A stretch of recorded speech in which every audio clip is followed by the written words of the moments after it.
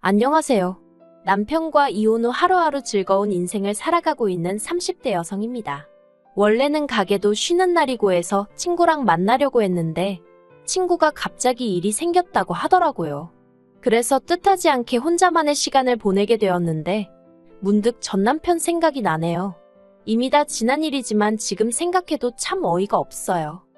남편하고는 뭐라고 해야 할까요? 사회생활을 하면서 알게 된 사이예요. 당시 저는 26살로 약국에서 사무보조로 일을 하면서 취업 준비를 하고 있었고 남편은 제약회사 영업사원이었죠. 좋든 싫든 일주일에 두어 번은 꼭 보게 됐는데 언젠가부터 남편이 커피도 사오고 간식이라며 빵도 사오고 저는 그래서 저 때문이 아니라 말 그대로 영업하느라 그러는 줄 알았어요. 그런데 나중에서야 하는 말이 저한테 어떻게 다가가야 할지 몰라서 그랬다나요. 아무튼 그렇게 한 8개월쯤 시간이 흐르고 저는 취업에 성공했어요. 그러니 당연히 약국은 관뒀죠. 그런데 제가 관두고 나서야 남편이 마음이 급해졌는지 약사 선생님한테 물어봐서 저한테 연락을 따로 해왔더군요. 그리고 그때는 나름대로 그게 로맨틱하게 느껴지는 거예요. 저도 참 어리고 순진했죠. 이후로 저희는 1년 정도 길다면 길고 짧다면 짧은 연애를 마치고 결혼까지 하게 되었습니다. 그때 제 나이가 28이었으니 솔직히 결혼이 급하진 않았는데 당시 저희 친정 상황이 그다지 좋지가 않았어요. 그리고 제가 사회생활을 늦게 시작했다 보니 모아둔 돈도 많지가 않았죠. 그런데 남편에게 프로포즈를 받았을 때 이 사실들을 얘기하니까 괜찮다고 하는 거예요. 상관없다면서 돈이야 앞으로 살면서 모아가면 되는 거 아니겠냐고요. 아, 이 사람이라면 평생 믿고 의지하며 살 수 있겠구나 싶대요. 그래서 남편이 1억 4천짜리 빌라를 해오고 제가 3천만 원으로 혼수를 채워넣고 그렇게 결혼 생활을 시작했습니다. 그런데 저희 결혼 생활에 생각지도 못한 복병이 있었으니 그건 바로 시어머니도 아니고 신우였어요. 사실 어머님은 결혼 전부터 저한테 크게 뭘 요구하시지도 않고 바라시는 게 없으셨거든요. 오히려 당신 아들이 성격이 까탈스럽고 그런데 저 같은 참한 아가씨를 데려와서 좋다고 하셨죠.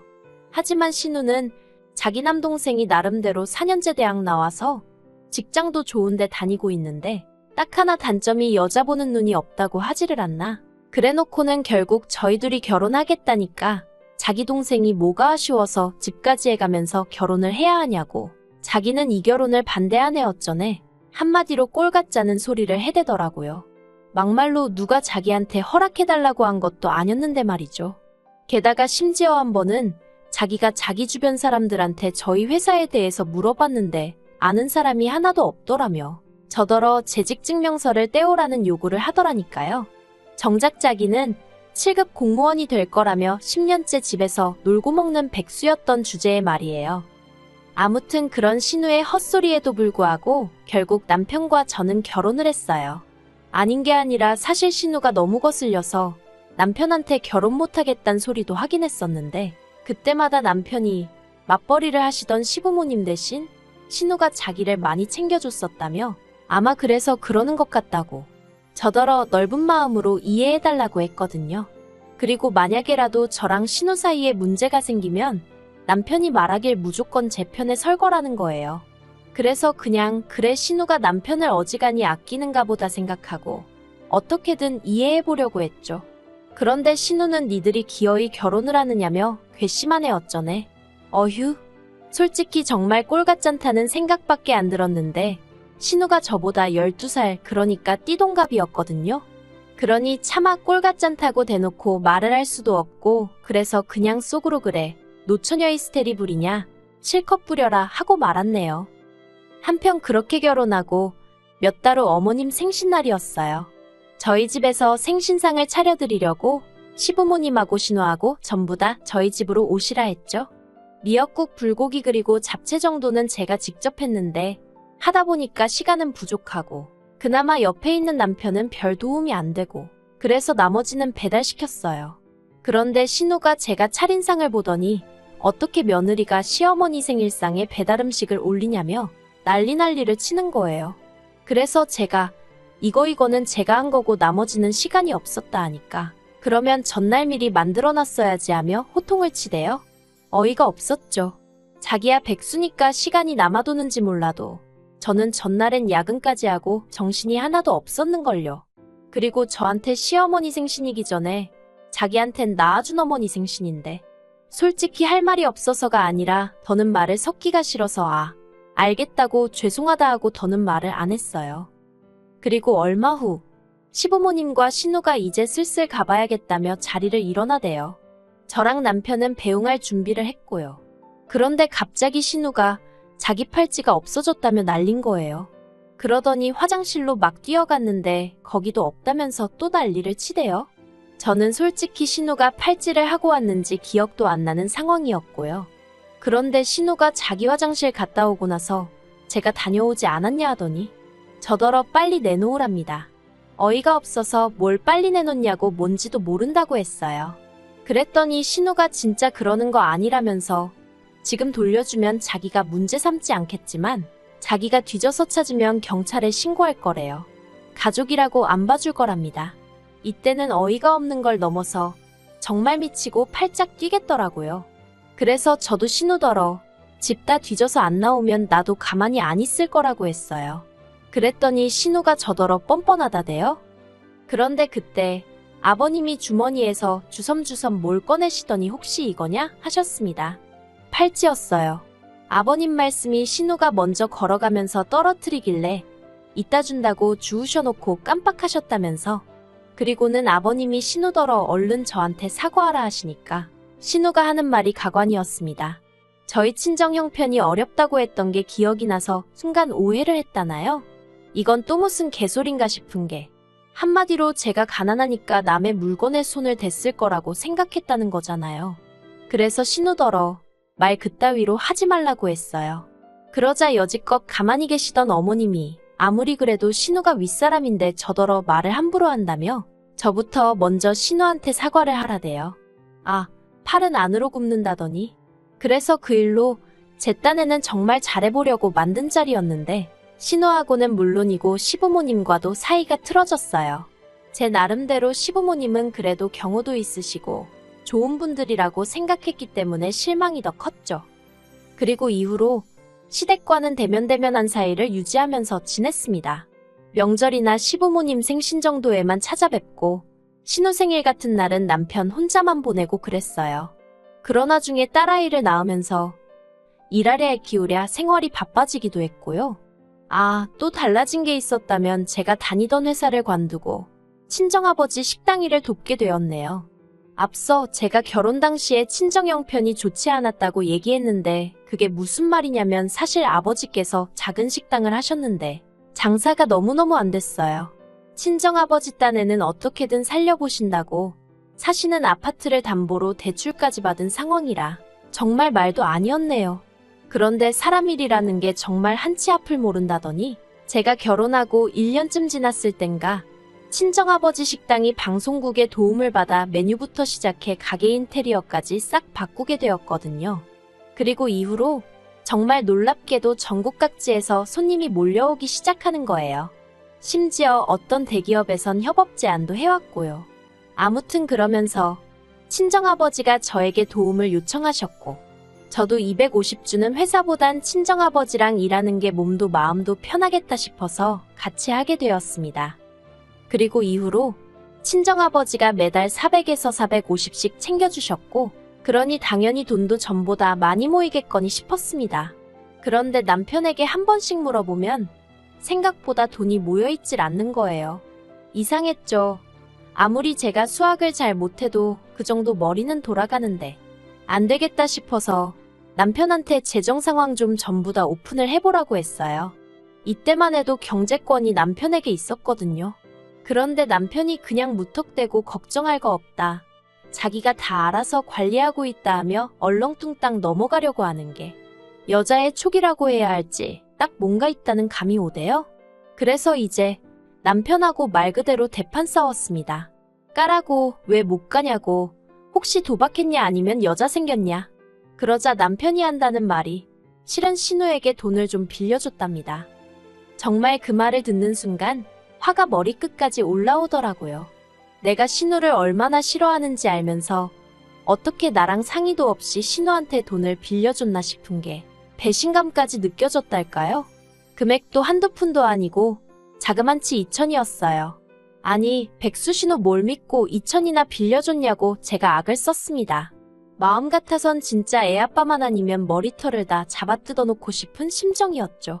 나는 아침부터 밤까지 불 앞에서 땀 뻘뻘 흘려가며 음식하고 손님들 앞에서 속도 없는 모마냥 헤헤거려가며 장사해서 벌어오는 돈인데 그걸 상의도 없이 신우한테 빌려줬다는 게 생각할수록 괘씸하고 분하대요.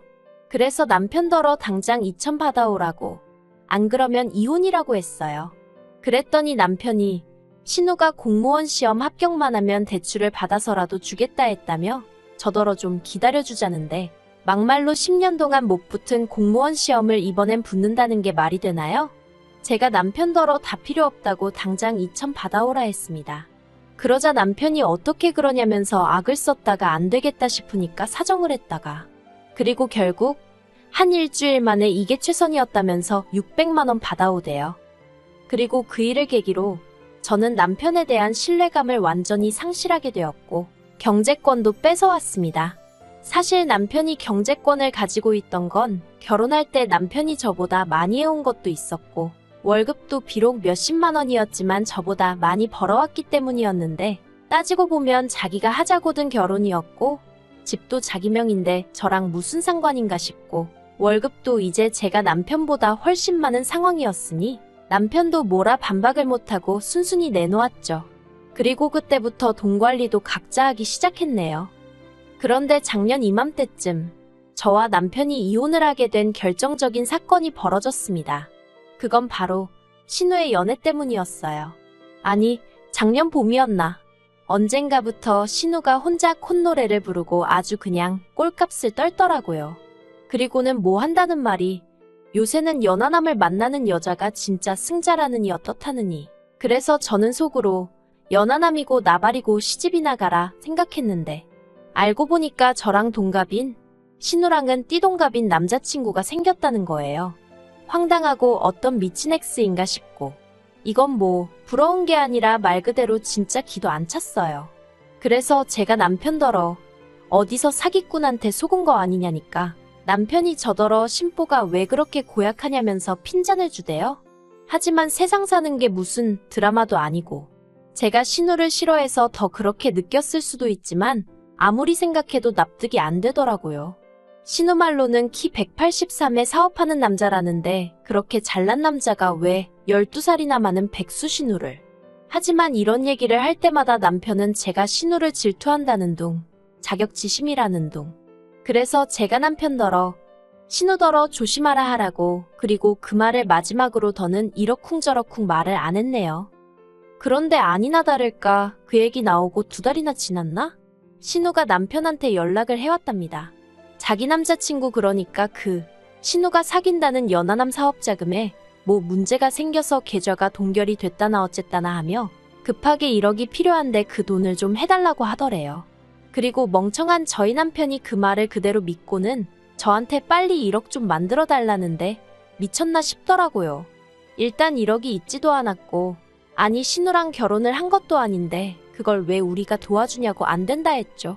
그랬더니 남편이 이번 일만 해결되면 둘이 결혼한다고 하더라며 자기 누나가 드디어 운명의 반쪽을 만났다고 저렇게 좋아하는데 어떻게 한 가족이 돼서는 모른 척 하느냐고 우리가 도와주자며 계속 고집을 부리는 게 아니겠어요? 보다 못한 제가 냄새가 난다고 사기라고 무슨 사업체가 뭘 했길래 자금이 동결이 되고 1억 같은 소리 한다고 이러쿵저러쿵 설명하기도 귀찮았지만 구구절절 설명하며 안 된다고 했어요. 하지만 남편도 뭐에 눈이 돌아간 건지 갑자기 난데없이 자기는 결혼할 때 집 해왔는데 저더러 너는 뭐 해왔냐면서 그때 못 해온 거 지금 돈으로 달랍니다. 참나 무슨 이런 인간이 다 있나 싶대요. 그래서 그렇게 못하겠다니까 그럼 저희 친정 부모님한테 자기가 직접 얘기를 해야겠다는 거예요. 그리고 그 소리까지 들으니 이 인간이 미쳐도 단단히 미쳤구나 싶은 게 그래서 제가 그렇게 하기만 해보라고 그랬다간 이혼이라니까. 저더러 툭하면 이혼 타령하는 거 지겹지도 않냐면서 빈정거리는 거예요. 이혼하면 여자만 손해라면서요. 아, 정말 안 되겠구나. 그래서 제가 정말 구제불능이구나 하고는 이혼하자 했습니다. 정말 내 손엔 지 한 번 두고 보자고요. 그리고 신우한테 고맙다고 해야 할지. 신우는 자기 때문에 동생네 부부가 이혼 소리까지 나온 걸 알면서도 그저 빨리 돈 해달라는 소리만 해대고, 그러니 남편도 마음이 급해졌는지 집 한다고 내놓고 이혼 조정 신청하고 작정하고 달려드니까 딱 3달 걸리대요. 그나마 그 빌라도 집이라고 쬐금 올라서 1억 6천엔가 팔았는데 제가 5천 갖고 나머지는 남편이 가져갔어요. 아이 양육비로 한 달에 50만 원씩 준다고 했는데 솔직히 그 돈 안 받고 애 안 보여주고 싶은 마음이었죠. 하지만 법이 그렇게는 안 된다니 어쩔 수 없이 한 달에 한 번씩 만나게 되었는데, 이혼하고 처음 2-3번 만날 때는 허파에 바람이라도 든 사람 마냥 싱글이 되니까 여자가 꼬이네. 집 애영될 그 연하남이 조만간 사업이 정상화되면 한 자리 주기로 했네. 별 헛소리를 짓거리고 난리더군요.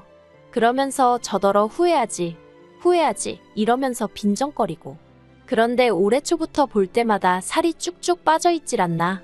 얼굴은 죽상을 하고 있고. 그러더니 급기야 2-3달 전에는 제 앞에서 무릎 꿇고 울대요. 자기 좀 살려달라나 어쩐다나. 그래서 제가 왜 그러냐니까 한다는 말이 그 연하남이 연락이 안 된다면서 사업장이라는 데도 찾아가 봤는데 그런 사람은 없다고 하고 미치겠다면서, 심지어 투자를 하면 지분이 어떻고 해서 그 말에 혹해 회사까지 때려치고 퇴직금 고스란히 거기다 안겨줬답니다. 그래서 제가 신우는 뭘 하냐니까 신우도 알아놓았다면서 지금 자기네 집 줄초상 치르게 생겼다고, 자기가 지금 기댈 사람이 저밖에 없다면서. 진짜 제정신인가 싶은 거예요. 그래서 됐다고 내가 똥통에 같이 빠져 죽을 일 있냐 했습니다. 사람이 말할 때는 귓등으로도 안 듣더니 이제 와서 왜 이러냐고 싫다고 했죠. 어우, 어찌나 징글징글한지. 마음 같아선 친정아버지 가게만 아니면 어디로 딸 데리고 꽁꽁 숨어버리고 싶은 심정이네요. 누가 저더러 그래도 애아빠인데 한 번쯤 기회를 다시 주는 건 어떻냐고 묻던데 애아빠가 뭐 대수인가요? 그런 생각 없고 무책임한 아빠는 차라리 없는 게 낫다고 봅니다.